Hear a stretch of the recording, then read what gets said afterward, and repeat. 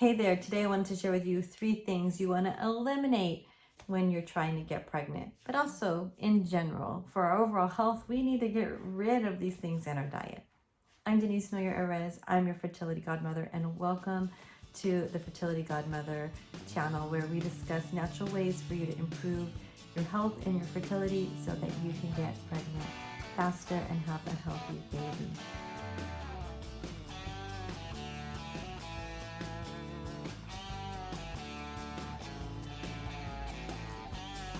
Welcome today. I'm excited to dive into these 3 things so that you can start becoming aware of your surroundings, what you're putting in your body, and honestly, you probably won't be able to completely eliminate them, but the more mindful you are, the more you can decrease them as much as possible for most of the time. So let's just dive right in.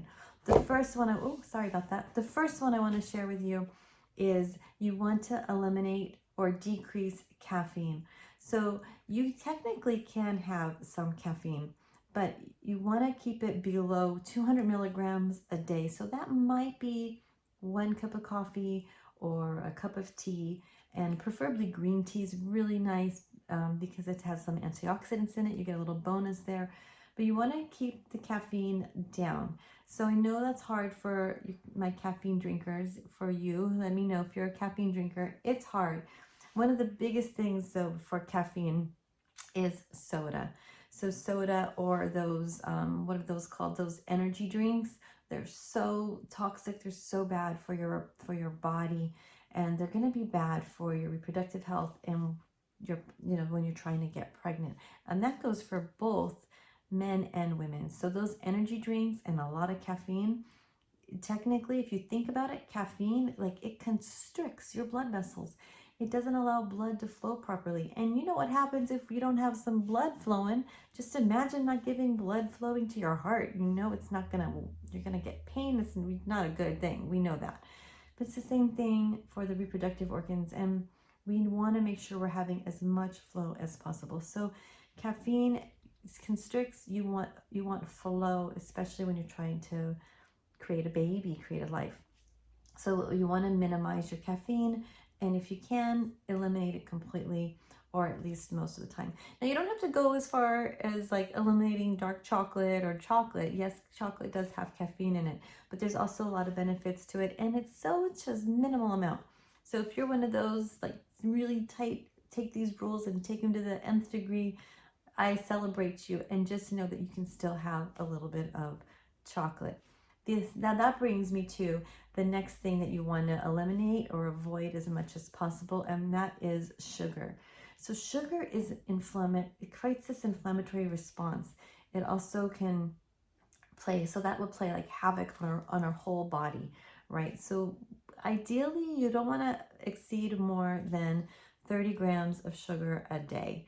So if you're taking a look at some of those sodas or juices, you're getting like a whole day of sugar just right there in that one drink. So if you're a juice drinker, I'm sorry to break it to you, but you want to just eliminate that. So one thing to do is just, have a little sip of it, and as you try to just take a little bit less, and be mindful, or allow yourself maybe 1 day a week, and just work your way down so that you have less sugar, and make it worth it when you want to have something sweet. Ask yourself, how is that going to make me feel? In the morning, you probably don't want to start off with a sugary breakfast, right? And the third thing that I want to recommend is trans fats. So trans fats decrease your chances of getting pregnant by 72%. Wow! Trans fats are so harmful for your overall health and your overall fertility. So what are trans fats? What they do is the food companies, they tear apart like a natural fat, and they make it what's called partially hydrogenized or hydrogenized fat, and they break it down into these molecules, and it just produces all these free radicals and hurts our cells, damages our vessels, and it damages your fertility. But this is the kicker. 2% of your calories a day, 2% of your calories a day, did I say 2%? That's like a bag of chips. I mean, it's like nothing, can impact your fertility by 72%. 2%. So you really want to eliminate those. So what are trans fats? We're talking about chips, right? They're rancid and they've been sitting on the counter for how many years, and it's, you know, they're just really toxic for you. The rancid oils, anything, a lot of processed foods, margarines, those are things. Sometimes we think we're being healthier because we're eating margarine instead of butter, but the truth is, you know, getting a really clean, healthy butter, like a Kerrygold, or from something from something from grass-fed cows, really makes a big difference.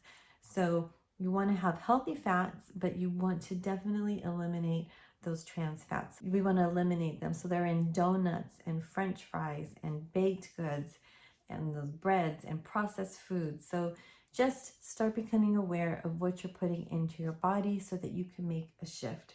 So fat isn't necessarily bad for you, but trans fats you definitely want to eliminate or minimize as much as possible. I hope you found this episode helpful. If you want more information on a fertility diet, I have the Fertility Godmother's Guide to an Ultimate Fertility Diet that you can click on the link below, and you can get that as a free gift to learn more about the foods you should eat and the foods you should avoid. I'm Denise Neuer-Arez. I'm your fertility godmother, and until next time.